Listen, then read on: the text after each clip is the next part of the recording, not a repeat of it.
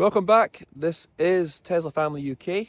Today, we're not in a Tesla. We're going to say bye to our Land Rover Discovery Sport. This is our former main car in the family. What's happened to it in the last year or 14 months since we owned a Tesla? What's happening next? How's it been? And why are we getting rid of this?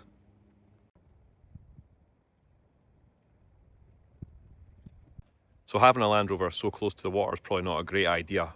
However, you can't deny this car is a very good looking SUV. Full family size Discovery Sport, 7-seater edition, 2022 model. Diesel, of course, dirty diesel.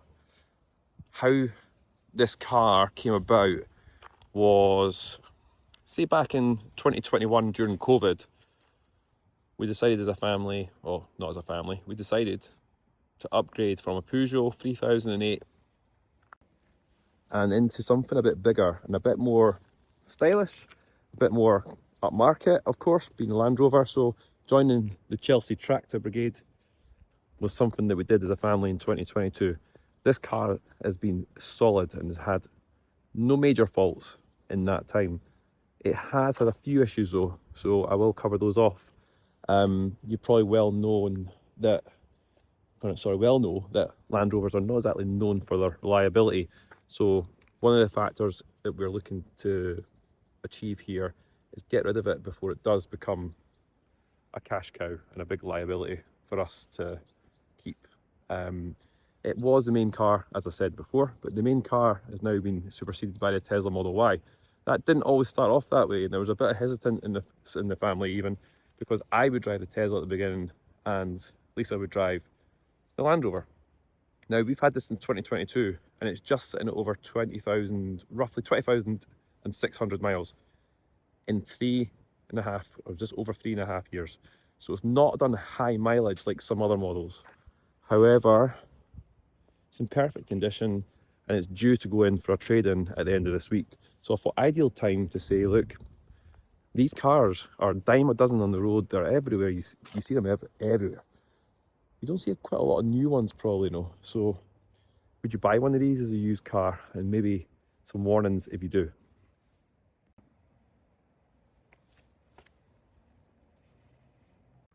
So one of the things you'll get with a Land Rover is really good mileage in this. Now it cost approximately 85, 90-ish pounds to fill the tank up, which obviously isn't as cheap as running an EV. Another factor on why we've decided to get rid of this, because aside from the kind of the PCP payment costs, you're also looking at obviously insurance.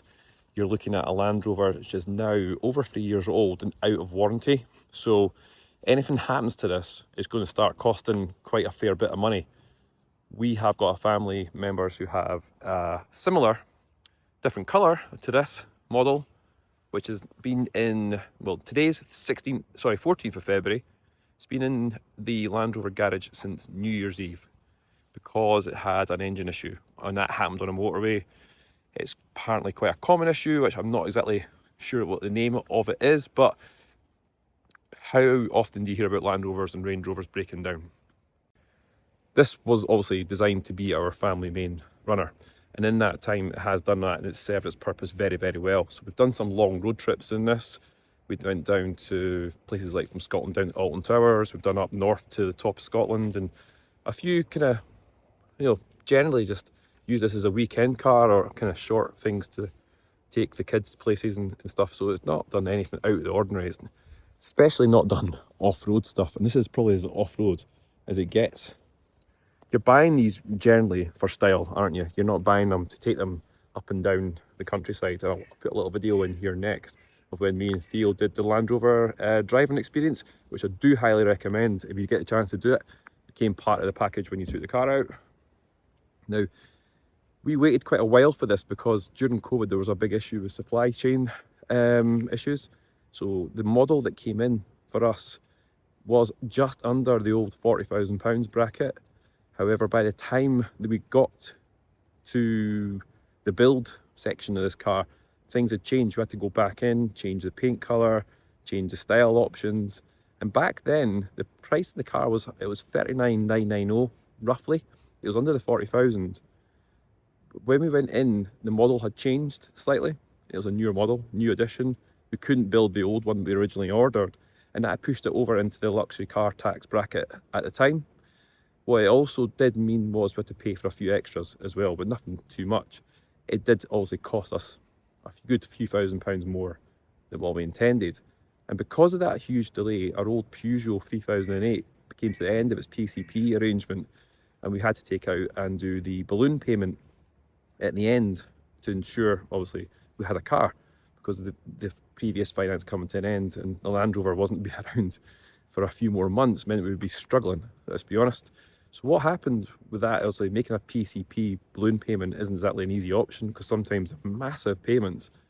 But we knew, obviously, the values at used cars just after COVID, if you recall, were sky high. So when the Peugeot 3008 came to be sold, it actually did it at a very good price. And it meant we could put a decent deposit down on the Land Rover, which meant the monthly payments were absolutely unreal when you compare it to what you can get there today. So roughly at the moment, it's about £470 a month PCP on a 4-year, 10,000 miles PCP. Can't recall what the balloon payment is. It's in the 20s anyway, so it's massive. However, depreciation on these has come down quite significantly just recently, especially on Land Rover Discovery Sports, on Range Rover Villars as well. What we've found is Motorway, CarWow and trading places there, the prices were just varying. I refuse to use We Buy Any Car. They've kind of put a kibosh on a few things in terms of handing the car back and just putting it into Land Rover and saying we want to walk away. So what's happening with it is it's going into Tesla at the weekend. And Tesla at the moment in this quarter, when you're watching this, I've got a cracking trade-in offer, 3750 on top of the, which 23,000 odd pounds they would offer. Now, Tesla is not exactly known for great trade-in prices, and they admit it themselves. However, what they've done here with this 3750 deposit boost, or sorry, trade-in offer, you can take a banger along to Tesla as long as it's got an MOT on it, and they'll give you 3750 for that there. What it's meant we can do something a bit better than taking it to places like Motorway, which are only offering £23,000 themselves. Tesla came out the highest with this trading offer, which is unbelievable. It's a bit creepy, all these birds flying about here, but never mind. So back to it. Trading it in, taking it to Tesla. We'll explain why in the next video, what kind of Tesla we're taking, because that's a whole different subject and why. Back to Land Rover. Now, Land Rover get in touch with you towards the end of your PCP. And what they did say was they would offer us a new deal. Come in, have a look. However, if you go to landrover.co.uk right now, go and price yourself a Discovery Sport D200 Dynamic SE Edition.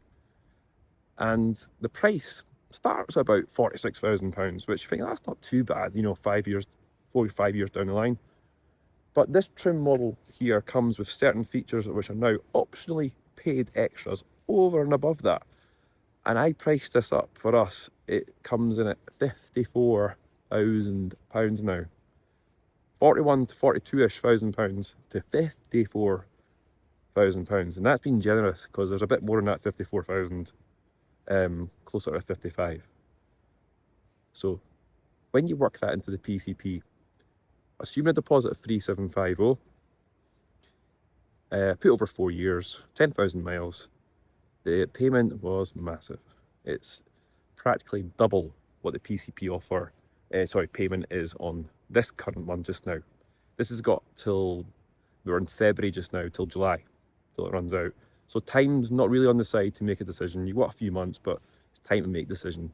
So it's time to say goodbye to the Land Rover Discovery Sport. It's been a cracking car. My arm's getting tired holding that there. Right. So what's it like to drive, and what kind of things will we miss? You know, when I say we, and there's only me here, I mean in all of us. I'm just speaking on behalf of the family. So the interior of this Land Rover is top notch. It's not to everyone's taste. I get it.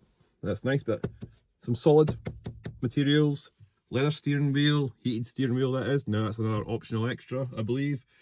Start stop button to get the engine going. Can't see it, but down there. So the car has got simple touchscreen, very dated now, the software. Has Apple CarPlay, Android Auto, of course, on there. The camera on my phone's not focusing, there we go. Everything's controlled really for your kind of AC and your heated seats and temperature controls, traction controls down the bottom here. I'll be perfectly honest, we have never ever used hill assist on this, okay? Now it's an automatic, comes with sport mode as well, but everything's quite straightforward. There's one wireless charging pad there, there's a USB port under there, there's a big glove box down there which is a decent size, and as every car review does, there's obviously storage in the doors as well. These heated seats, obviously, as I said, there's a paid extra on new models. You have the panoramic roof, which is cracking on this, and you have controls to bring it back in if you decide to be wanting it a bit darker. In the back seats, again, premium seats, but no heated seat option down there. And in the boot, it is humongous, but you know what? It's a very, very nice car, this. The interior is just, it is beautiful, right? It's high spec. It's better finished, let's be honest, than my Tesla Model Y. But I can live with obviously having a little bit of quality compromise.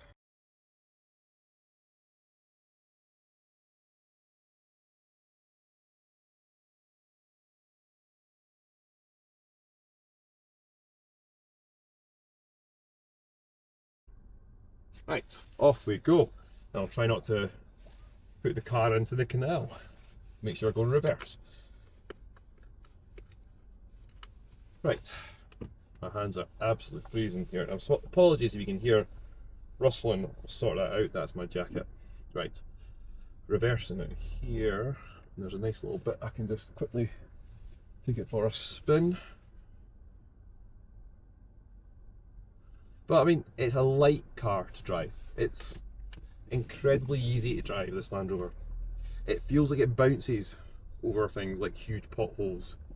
We've never had any issues with like burst tires or anything at all, or you know, general kind of maintenance issues have been quite minimal, apart from product recalls.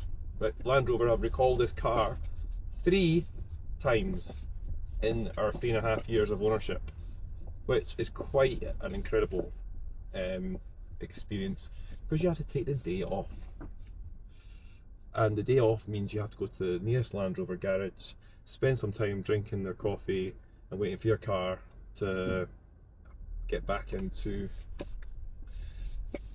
service again. But none of our issues were actually faults, they were just recalls, and then obviously getting that issue fixed. A lot of things that in Land Rover are software updates as well, which are done over the air.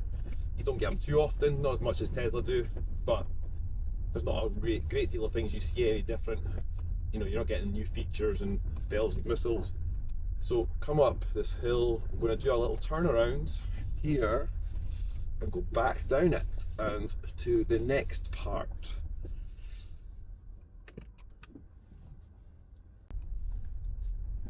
Right, off we go.